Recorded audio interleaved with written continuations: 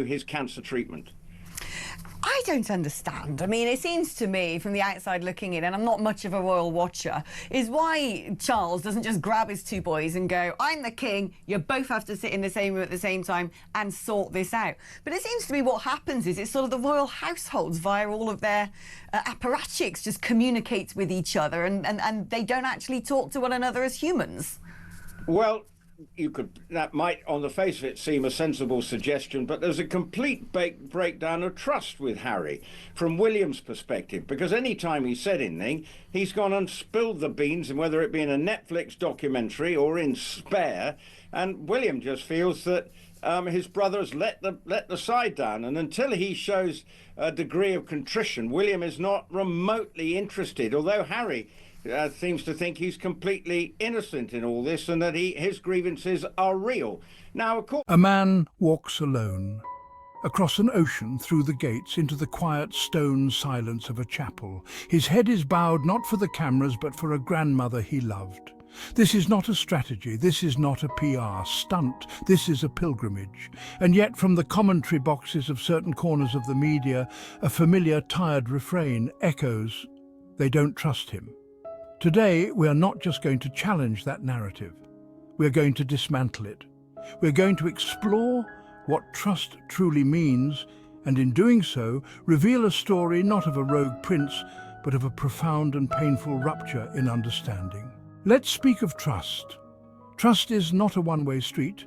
It is not a commodity the powerful bestow upon the less powerful. It is a reciprocal bond, a sacred contract. So when a royal correspondent declares the family does not trust Harry, we must ask, what of the trust that was broken in him? The trust a young boy should have that the institution would protect his mother, not hound her to a Paris tunnel. The trust a young man should have that his struggles with grief and trauma would be met with compassion, not seen as a PR liability to be managed. The trust a husband should have that the woman he loves, the mother of his children, would be welcomed not as a disruption but as a new chapter, that her race would not be a subject of concern in the very halls of his family. He saw the machine up close, the same machine that broke his mother, now turning its gears towards his wife, and the institution's solution the same as it ever was. Grin and bear it. Stay silent. This is just the way it is. That is not a strategy built on trust. That is a command built on control. Harry chose a different path. He chose to break the cycle. He chose to speak, to protect, to leave. You can disagree with his methods. You can critique his timing. But to label the act of defending one's family as untrustworthy is to fundamentally misunderstand the meaning of the word. To understand Harry's journey, we must see where trust was broken. It began with the death of his mother, Princess Diana. A young boy, forced to grieve in public, was told to be brave and silent. The institution prioritized protocol over a child's pain. The first crack in trust appeared. As he grew, the media's relentless gaze magnified his mistakes. He served in Afghanistan, but even there his security was compromised. The institution could not or would not protect him. Then came Meghan. The attacks from the press grew crueler, tinged with racism. Harry saw history repeating. The same forces that hounded his mother now targeted his wife. He pleaded for help, but the institution did not protect them. The trust that his family would be shielded was shattered. This was not a single betrayal, but a slow erosion. The system was designed to protect itself, not the people within it. When the entity you serve won't protect what you love most, trust is obliterated. Harry's departure was not the cause of the break, it was the consequence. The wounds run deep. The cost of broken trust is lasting. In the face of shattered trust, there are two paths, silence or action. Harry chose action. Speaking out was not vengeance, it was creation. He sought to build trust based on truth, not silent obedience. To speak one's truth, especially when it's painful, takes courage. By leaving the institution, Harry chose his family's well-being over tradition. This was not betrayal, but the fulfillment of a deeper duty to protect his wife and children. He built a fortress of trust around his family. His actions force us to reconsider what trust really means. Is it upholding tradition or breaking with it when it becomes harmful? Harry's journey suggests the latter. He bypasses traditional gatekeepers, sharing his story directly. This path invites criticism, but it is a path of integrity. He teaches that true strength is not silent endurance, but the courage to build something better. His legacy is one of trust earned through action and vulnerability. He is not tearing down an old institution, but building a new foundation, a foundation built on truth.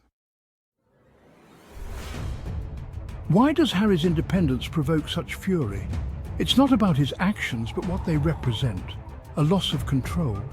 For centuries, the royal narrative was unity and duty. Harry disrupted this by speaking his truth. He revealed the institution is made of real people with real struggles. Critics fear his honesty and willingness to discuss mental health and grief. The never complain, never explain mantra was a tool of control.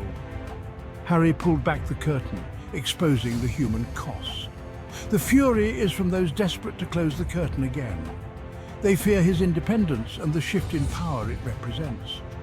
Harry's success outside the institution threatens their narrative. The attacks reflect their fear of change and transparency.